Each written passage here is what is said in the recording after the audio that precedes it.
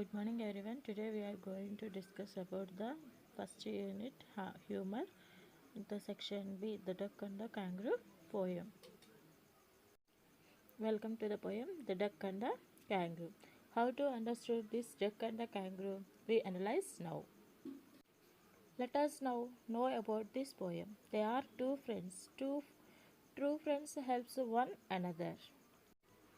Edward Lear was an English artist, illustrator, author, and poet, and he is now known for his literary nonsense in poetry and prose.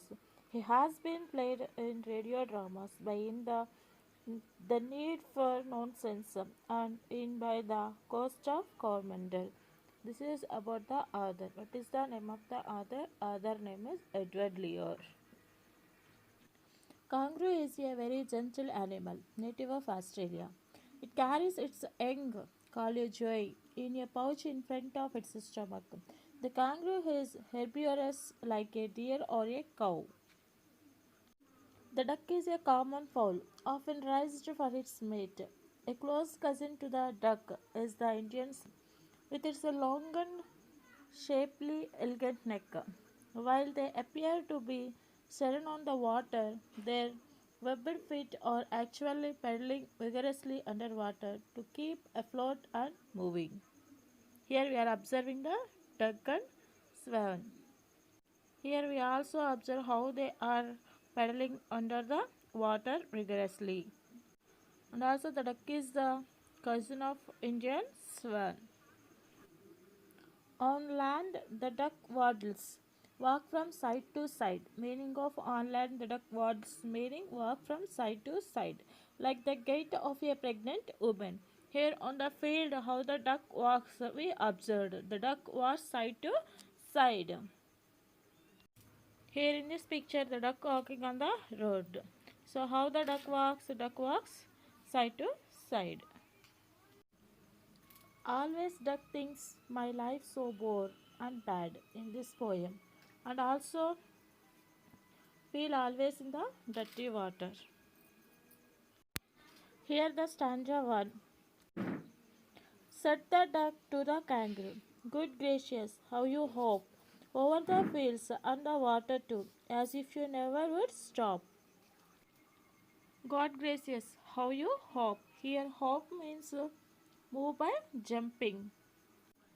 And duck said to the kangaroo, you never stop. You hop. That means jump over the fields and the water too. The duck says that kangaroo is luck to spring and jump. In this picture, we have to observe how the kangaroo jumps. That means hop. Due to its extremely long, powerful hind legs, the kangaroo can hop and leap great distances, perhaps 40 to 50 feet at a time. It uses the tail to balance itself in flight. In this picture, we have to observe how the kangaroo jumps and also how feet 40 to 50 feet at a time. It uses the tail to balance itself in flight. What's the kangaroo uses itself? It uses tail balance itself in flight. To jump, what uses the kangaroo? Kangaroo uses powerful hind legs. Extremely long and powerful hind legs kangaroo uses to jump. So coming to the stanza 1. My life is a bore in this nasty pond, and I long to go in the world beyond. I wish I could hop like you, said the duck to the kangaroo. Here in this poem, long means want or wish very much. In this stanza, we understood what are the feelings of duck. Always duck thinks my life so bore and bad, and also duck lives always in dirty pond. But duck had some wishes, needs to go outside of the pond and round total world. It likes to go out and roam entire world. This wish first step of duck, and also duck asked to bravely to kangaroo. It asked to kangaroo, I wish I could hop like you. It asked to kangaroo, will you take me out? It says kangaroo is like to spring and jump, so even duck also feels like that. It feels it also need to do like that jump. If anybody take out me. Next, coming to the stanza 2. Please give me a ride on your back, said the duck to the kangaroo.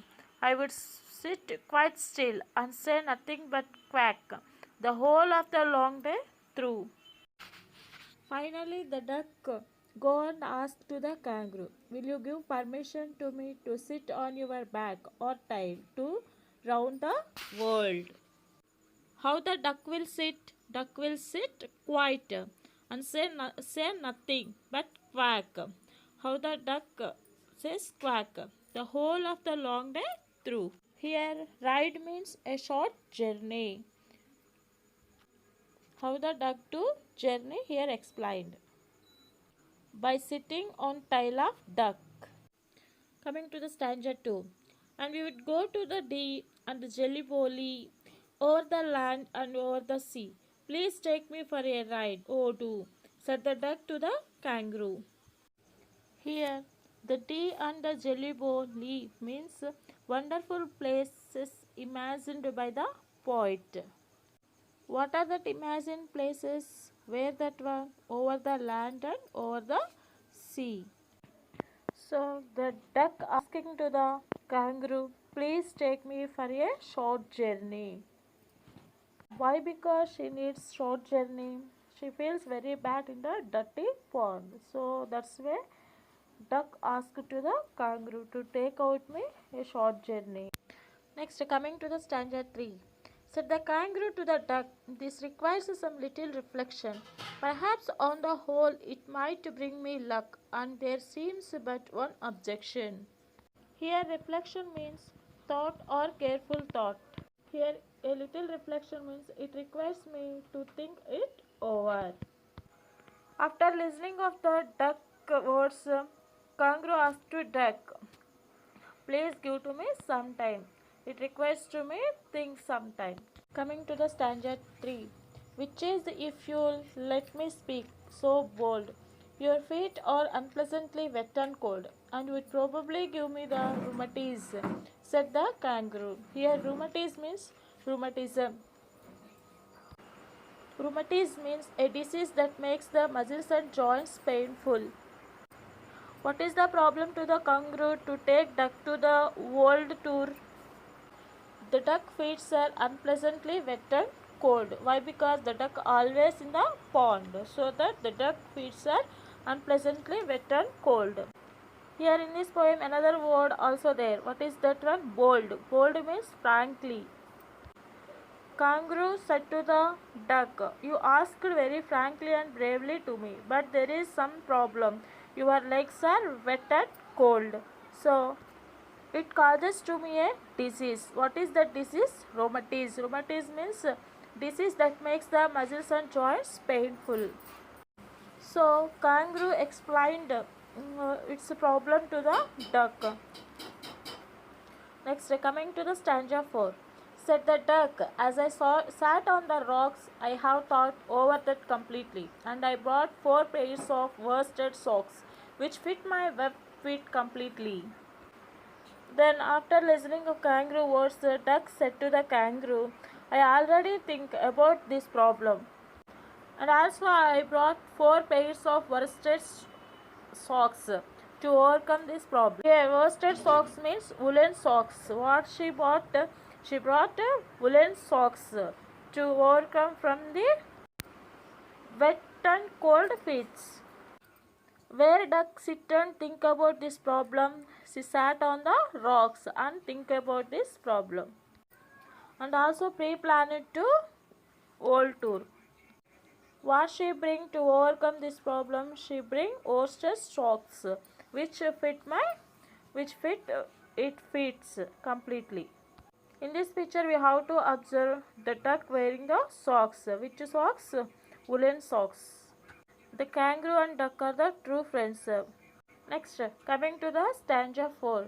And to keep out the cold, I have brought a clock, and every day I cigar I will smoke, all to follow my own dear true love of a kangaroo.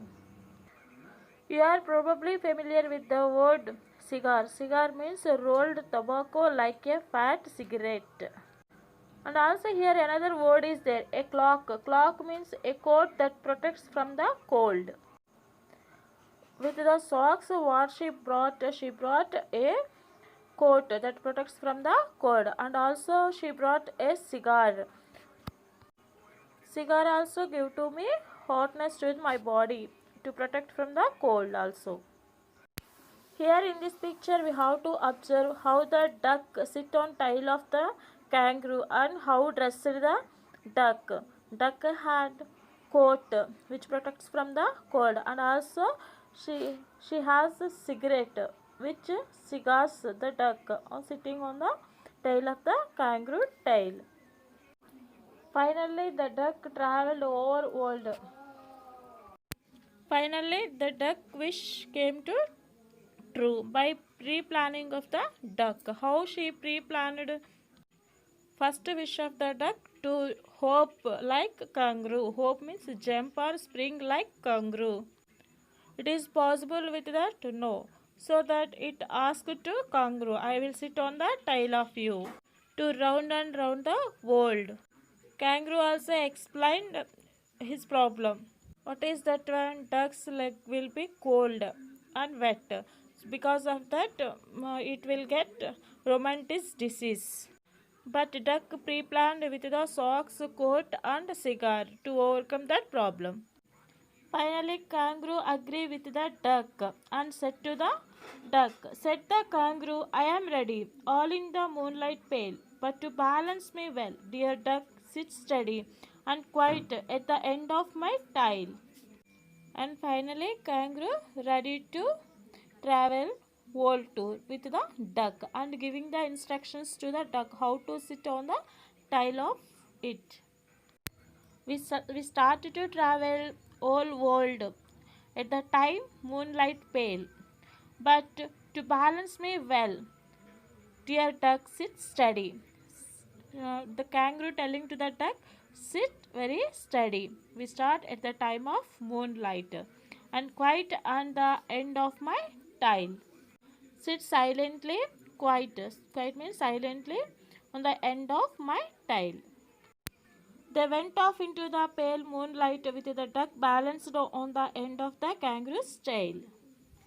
Finally coming to the stanza 5. So away they went with a hope and a bond, and they hoped the whole world 3 times round. And who so happy? Oh, who?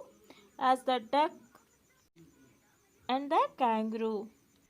How many times the duck and the kangaroo hoped the whole world? They hoped all the world 3 times.